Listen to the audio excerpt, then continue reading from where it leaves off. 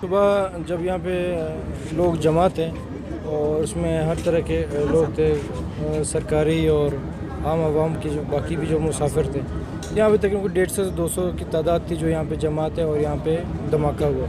Initially हमने जो चीज़ का इन्वेस्टिगेट किया क्राइम सीन ये सारा कुछ हमें इनिशियली लग रहा था कि शायद कोई खुदकुश होगा, लेकिन क्योंकि आवाम का इतना जमघटा और रश था इस जगह पे मौके पे, तो मज़ीद हम इसका तयन कर रहे हैं कि इन एक्चुअली इसकी नोयत थी क्या।